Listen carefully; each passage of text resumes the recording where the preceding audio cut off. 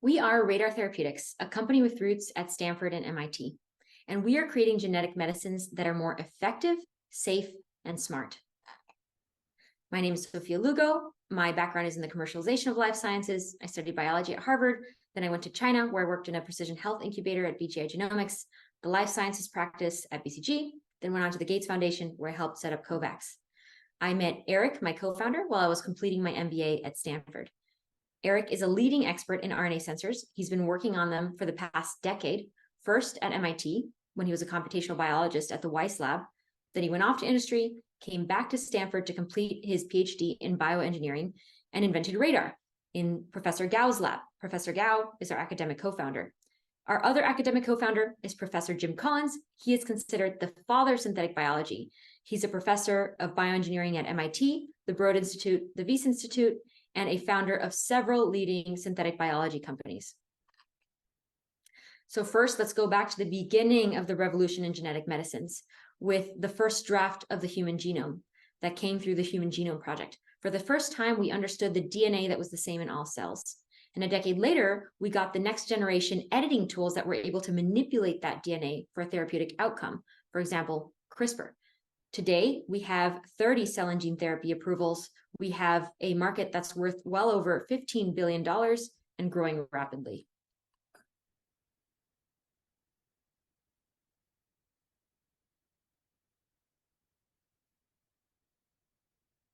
But gene therapies, they have a very important problem. They turn on in every cell they get into, including healthy cells. So imagine you program a gene therapy to kill cancer cells, but it's not able to distinguish between cell types or states. So it kills healthy cells as well. These gene therapies that can't distinguish between cell types and states create permanent toxicities in healthy cells and lack potency. What you want to do is you want to be able to create context-aware smart drugs. Imagine a drug that could distinguish a cancer cell from a healthy cell and only turn on and activate in cancer cells. Imagine a drug that could find only immune cells that are attacking the body and tell them specifically to stop attacking. Imagine a drug that could find aging cells and tell them to only regenerate in the aging cells. With Radar Therapeutics, we are creating a way to read the RNA profile of the cell, which is what drives cell behavior, and precisely regulate mRNA translation into a therapeutic. And why is this only possible now? Several scientific advances were required, advances in ADAR biology, in synthetic biology, an explosion of single-cell transcriptomic data, and the validation of mRNA as a therapeutic in the COVID vaccines has led us to the invention of radar, which was published only last year in Nature Biotechnology. So I'll take you through high level how radar works. So basically what we're trying to do is we're trying to encode a drug that says, read cells by what they are doing, which is in the RNA profile. When you find the cell of interest, turn on. But when you don't find the target cell that you're looking for, that misbehaving cell, be in the off state. Do not turn on, be default off. So on the left here, you have a standard mRNA-based therapeutic that is going to encode a therapeutic protein. And at the end, you have a start, therapeutic protein, stop. This stop signal here tells the cell, stop producing protein. What we've done at Radar is we've taken a traditional therapeutic and we have added another stop signal in front of the therapeutic protein part. In that way, the cell thinks, I should not make this mRNA into a therapeutic protein. What we've been able to do at Radar is we create a sequence that around that stop codon, that sequence is going to be finding another marker RNA sequence that distinguishes that cell, that target cell that we're looking for, and it's going to base pair. And when they base pair, it forms a double-stranded piece of RNA. If it doesn't find the marker RNA it's looking for, it creates no double-stranded piece of RNA. But when it does create the double-stranded piece of RNA, that does a very particular thing. It recruits this enzyme called ADAR. ADAR is present in almost all of our cells, and ADAR does a very particular thing. ADAR is able to inactivate that stop codon. It's basically able to remove it. And when you remove that stop codon, the therapeutic is going to turn on. It's going to turn on because without that stop codon, the cell thinks it is time to produce the therapeutic protein. We've been able to show that these RNA sensors work pretty robustly. Within the company, we've been able to reproduce the characterization from the Nature Biotech paper showing that Radar can convert one RNA transcript into another.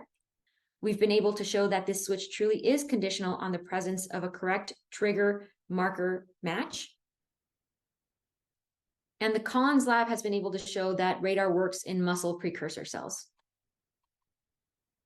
We've made a lot of progress to date. We have 6 rockstar full-time employees in the company. We're adding CSO and CBO level advisors and experienced scientists to advise us. We are improving the platform specificity and efficiency, and we have been getting recognized. I'll call out that we won AbbVie's Golden Ticket Award. We got a unanimous vote from a panel of 8 judges with deep experience in pharma, and we were the winner of Johnson & Johnson Innovations Cell and Gene Therapy Quick Pitch Award. We were the Judges' Choice Award winner. The other winner, which was the People's Choice Award winner, was Caribou Biosciences, which is a public company and one of the original CRISPR spinouts from the Doudna lab at Berkeley. And radar can tackle a lot of high-value unsolved diseases, which means it is a huge market opportunity. Just to give an example, if we're able to crack the solid tumor space and truly only precisely kill cancer cells and distinguish them from healthy cells, this is a $20 to $25 billion opportunity in revenues generated. And there are many other examples of diseases that we can tackle that are high value. We're currently raising our seed round to prove out our core platform. We'll be using those proceeds to continue our experiments in human cells, to get into mouse studies, to get 1 to 2 partnerships with major pharma underway, and to elect 2 to 3 diseases to wholly own and take into IND-enabling studies. In the future, we believe that all RNA and DNA-based medicines should include a radar precision regulation element. We have loved working with Per VC and Eddie on this journey. And if you want to join us, please reach out to me at sophia@radartx.bio.